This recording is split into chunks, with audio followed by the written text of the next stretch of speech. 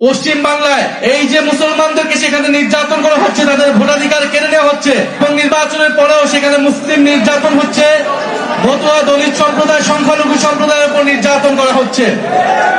আমরা একটা কথা সুস্পষ্ট ভাবে বলতে চাই, আপনাদের উদ্দেশ্যে বলতে চাই, আমরা এটা দেখিয়ে দিব দক্ষিণ এশিয়ায় সংখ্যালঘুদের জন্য সবচেয়ে নিরাপদ স্থানটি হবে এই বাংলাদেশ।